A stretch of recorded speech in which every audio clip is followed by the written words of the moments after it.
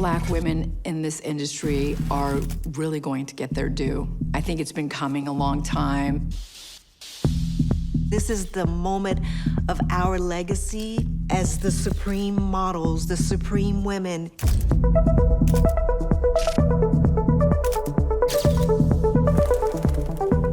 We as Black models bring flavor to everything. We bring culture.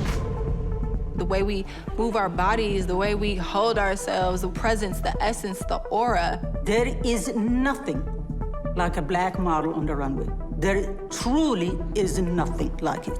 There's so many Black people who made this business. When I started in the business, it's usually there's only one Black girl. I was the token Black girl, there was only one space for one of us. I thought I was completely voiceless. The fight was real. We're calling it Supreme Models, but I'd probably call it a ball of gratitude. Without these powerful women, I wouldn't be able to be doing what I'm doing. We getting what's ours because there's so many of us. We're feeling the change as we're making the change. That is what this is about, is the story of us told in our own voices. Dig it? Isn't it beautiful?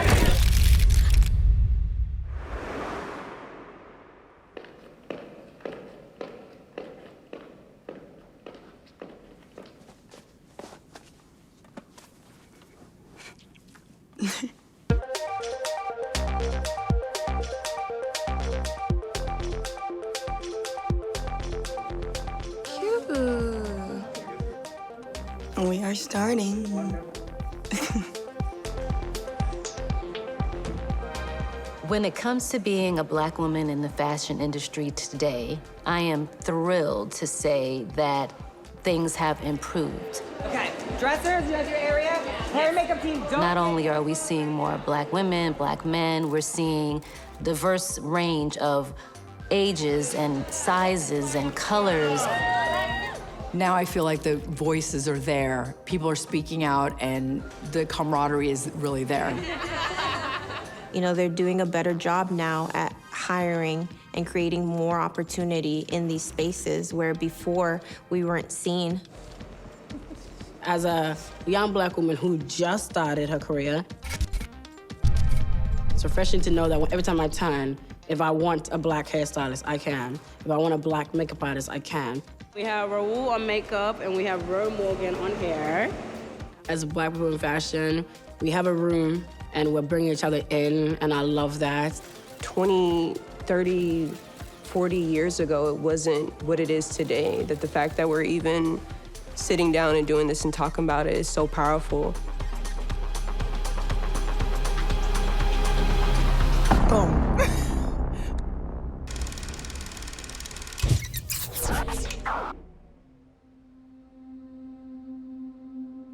The 1960s were a pivotal moment in fashion. Well, it was pretty difficult in the 60s. There were no platforms for these girls. We knew that we weren't the majority, but that's the business of something that's so hard to get into just based on talent and ability. It's getting better now, but especially back then, it was just so limited. One of the first models that graced cover of British Vogue was Donyale. Donyale Luna was one of the top Black models that ever appeared on a magazine cover in the world. She will deal part of this legacy of opening the door for other Black and brown models, from Naomi Campbell to Tyra Banks. I couldn't name them all.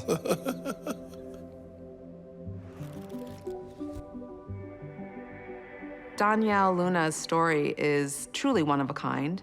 Donyale Luna was 13 years old and a little schoolgirl walking down the streets of Detroit. And a fashion photographer is shooting an editorial on the streets and sees like teenage Donyale Luna, all legs and attitude, and it's like, you should be a model. And almost immediately, she was embraced by fashion. When you model for these things, every time I look at Vogue or some of those women's magazines, you're very slender. That's important, isn't it?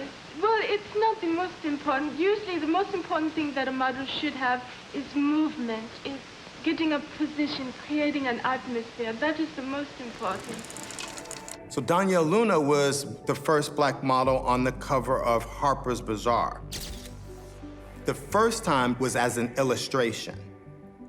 And you might not have even thought she was black. She could have very easily been Spanish. And what's funny is that it was completely okay in fashion to have a white-looking model, but not a truly, let's say, like dark-skinned woman. Second time she appeared on the cover of Harper's Bazaar as herself. In southern states, subscribers canceled their subscriptions and advertisers canceled their advertising. Somehow, the beautiful Donyale Luna persevered and found herself on the cover of British Vogue in 1966, becoming the first black woman to appear on the cover of any Vogue. During this time, she became one of the first models to use high fashion as a springboard into film. Number 1. Oh, c'était... Oh, c'est beau, ça. Ça, c'est une beauté. Oh, la femme est formidable. Magnifique. I grew up loving Donyale Luna. She was my idol goddess, tall. Donyale Luna was living in Rome when I did get to meet her because she was working with Fellini doing movies as the goddess. Silenzio! Look to me again. Next time. Stop. All right, very good. She ended up, of course, with a lot of, pressure and also probably some demons from her upbringing, but she is able to have a place being not only the first, but also a true legendary inspiration for a lot of other young girls that looked like her. We did a photo shoot inspired by Donyale Luna. I didn't know much about her before doing kind of more research on her. That was a special one. It was for a cover of Essence, so it felt like the perfect place to do it. With Law and I, we're not afraid of literal, we're not afraid of doing a reference quite literally and fully going for it. If you're gonna do the look, do the look. She has, so many references that you can pull from, so many beautiful images that she's created. I think the appreciation for Black women in fashion has grown. There was a point where they said, Black women couldn't sell magazines. We have to give flowers to all these women that were on all these covers that proved them wrong. I think it always feels like our duty a little bit to, again, say thank you and pay tribute to them, whether they're with us or not.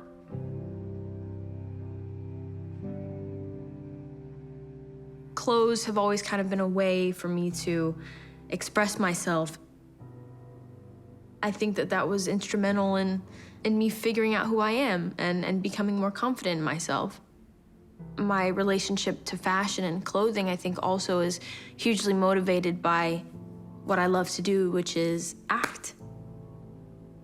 Being a very shy child, the idea that there were these characters that I could embody and become someone else. And so I've kind of adopted that idea when it comes to dressing up for red carpets and things like that, because when I go on a red carpet, we create characters and I get to live through them. So they become the star of the night and Zendaya just kind of gets to act through them.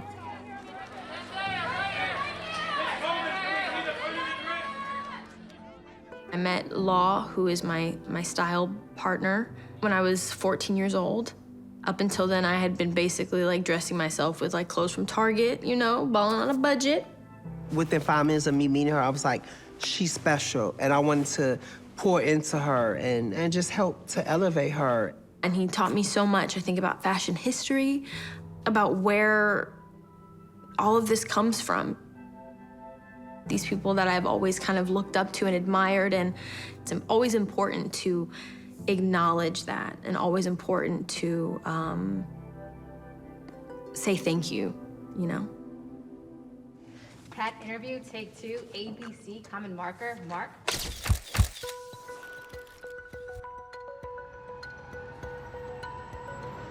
Growing up in New York with the artist mother, I had the chance to absorb the world of the bohemian bachelorette lifestyle. Our living room was always full of music and dancers and artists.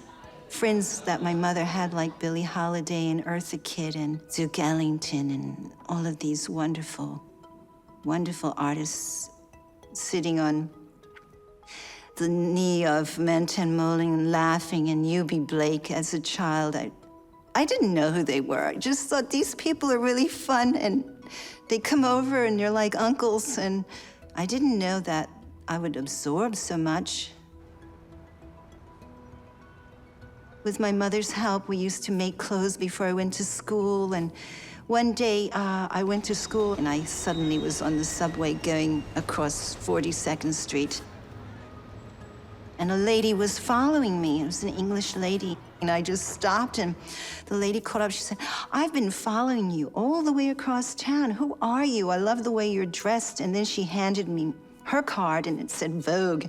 And I knew what that was. And I thought, oh my God, this is great. She said, "I love the way you dress. I'd like to write an article about you." Somehow fashion put itself on me.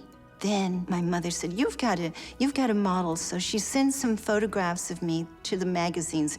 And one day I got a letter back, and it said, "Dear Miss Cleveland, we would love for you to come meet us at the Waldorf Astoria in the presidential suite for Mrs. Eunice Johnson of Ebony magazine, the Bible of Black society." Oh my God. We knew everything about Ebony because Mrs. Johnson was the one who went to Europe and bought all the collections from the new designers, like Yves Saint Laurent was new, and she bought all the Givenchy's, but she had a really hard time. You know, they didn't let women of color into the showrooms. They were very private, and there would be like 20 people in the showroom, and it was all society ladies, you know, royal ladies and that kind of thing. And I don't think there's one woman more powerful ever than Eunice Johnson. There was something about her travels to Paris and this fashion life that she lived that she decided she wanted to share with the Black community. And she started Ebony Fashion Fair, which was a traveling fashion show.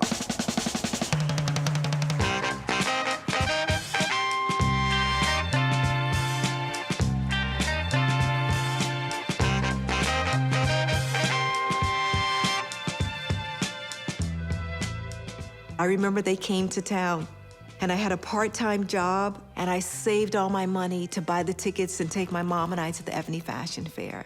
And then when I saw the girls doing the runway, I was like, now that's what I want to do.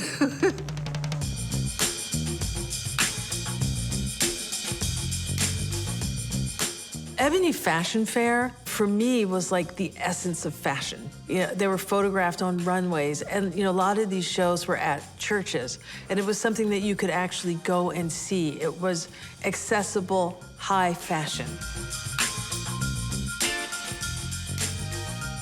We traveled to 187 cities across the United States for 200 performances in 8 months' time. The first time I did a runway show, it was for the Ebony Fashion Fair, and they didn't have a runway, so they set up all these tables, and they put a rug across the table, and there was a huge spotlight at the back, so you couldn't see off to the left and the right. Traveling with this fashion fair was a big experience. The body of the show was maybe 10 Black girls and a bus driver with a gun. I would see, you know, these beautiful, elegant women like Pat Cleveland, you know, in her Stephen Burrows rainbow dresses, like just turning like a cosmic force of the universe down the runway. It felt like there was some entree. The door didn't feel wide open, but it felt like, you know, at least one of us was in the room.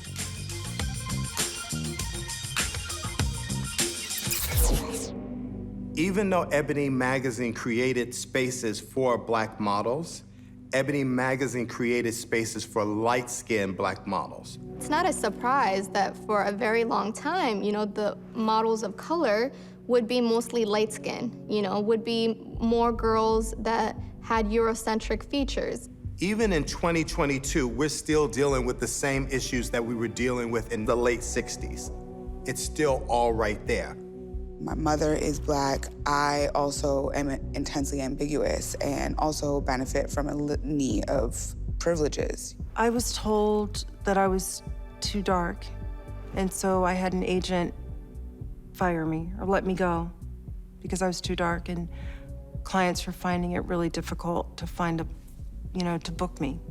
You know, growing up in Jamaica, the lighter skinned you are, the more beautiful you are, and the more you're expected to do things in fashion or beauty. You know, you get all the dark-skinned jokes, blah, blah, blah, and just tease and all of that stuff. I also was teased about my color by my own people because I just never understood it. I'm like, oh, can you not love this melanin? Like, you know? Having to defend your Blackness is like the worst thing in the world.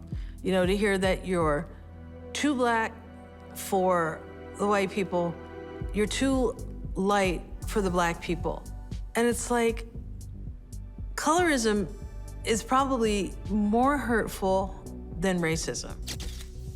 There's no one way to be Black. There is not one monolith of what a Black person is or what they look like.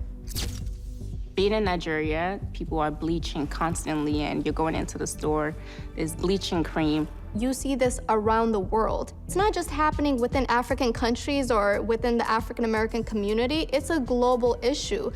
It happens in India, it happens in South Korea, it happens in all these countries. Women recognize that the lighter you are, the better people treat you, the more you could advance. You know, so I hope that through these covers, you know, through these models, people, especially women, will appreciate whatever skin tone they were born in.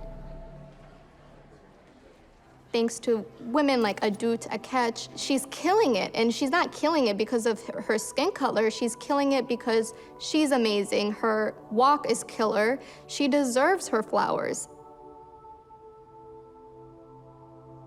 We are a beautiful diaspora.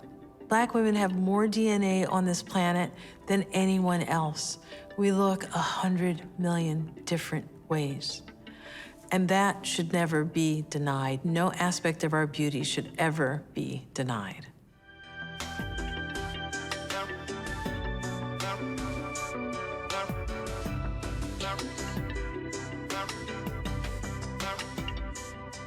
The 1960s were a pivotal moment in fashion. We had the beginning of the Black is Beautiful movement within the Black community. Back then, so much was going on. You know, things were moving and shifting. The Black movement came in, you know, with Malcolm X and all, Angela Davis and the look of the Afro. This brother here, myself, all of us were born with our hair like this, and we just wear it like this. The reason for it, you might say, is like a new awareness among Black people that their own natural appearance, physical appearance is beautiful. At the same time, you had the emergence of the Grandassa models, which was a modeling movement centered around natural Black beauty. There were women from the community. They were activists, they were teachers, women who were beautiful, but also that would represent a standard of beauty that was from the motherland. We had Fifth Avenue embracing Black is Beautiful as a slogan to sell products to Black people. So we had Fifth Avenue and designers and retailers really understanding that there was money in the Black community. This momentum, this acceptance of a more natural form of beauty is what opened the door for a model like Naomi Sims. You cannot talk about Black models without talking about the importance of Naomi Sims. She'd walk like a gazelle, and she'd walk in, and I'd just look and I think to myself, here we go now. And she was just gorgeous. She was so graceful, well-spoken, and she had a certain etiquette about her. If she wore a fabric, she'd be cashmere. This was one of the pictures I always cherished. There she is. Look at her eyes. Look at her eyes. They're so reflective. Naomi Sims was that Black model who everybody said when they saw her, you should be a model. She goes to every single agency in New York and is told no. She was a student at FIT in New York. She went to photographers, and one of these photographers shot her for the New York Times fashion section. And when that came out, it caused a sensation. She then takes that New York Times supplement to Wilhelmina, who's one of the most famous agents of the time. And she's like, look what I just did, you should sign me. And Wilhelmina still wouldn't sign her. So she says to Wilhelmina, why don't I do this? I'm going to buy every single copy of this fashion supplement in New York. I'm gonna send it out everywhere. And I'll send them your contact information. And if somebody wants to book me, you handle the booking. Girl starts working, Wilhelmina signs her. Within a year, she's making $1,000 a week, and this is the late 60s. She books an AT&T commercial. Naomi Sims becomes the first Black model to appear on the cover of Ladies' Home Journal. Now, it doesn't seem like a big deal. Back then, that magazine was in 14 million homes. 14 million homes received a magazine with a Black woman with dark skin and natural hair on the cover. It changed everything. It started to show the industry that Black people want to see themselves represented. Being on a magazine cover, especially if you're a Black model, sets you up for success. I think it's so important and so cool to be anywhere in the world and see a Black woman on a magazine cover. That's not something that we've seen a lot of historically, and I think it has immense power. It was not until I went into a Kroger grocery store and I saw an Elle magazine and I saw Iman, and I was like, that's it. That's what I want to do. I grew up in a small town. I was on a farm most of my life, and there was a little town I grew up in called Santa Cruz. And the first model I saw was Rishumba in the pharmacy, in a magazine. And I was like, okay, I can do this. People say representation is important, but you have no idea the impact of being able to see yourself on a screen or in a magazine or on the cover of a magazine. Like, it means so much. It's always going to be important to uplift and understand the importance it is to be Black and proud and confident and unapologetic. While the 60s finally brought the Black print model into people's homes, the runway was a different story. Mostly white, mostly sterile. But the 1970s were right around the corner, and one event changed how Black models were seen forever. The 17th century Palace of Versailles in Paris apparently has fallen victim to termites, worms, and leaks. So last night, a lavish fundraising party and fashion show was held at the palace. I get really excited when I think about the Battle of Versailles. It is one of the pivotal moments in fashion history. French had no problem with it because they never thought it'd be anything that could outshine them in any way. So, let them come.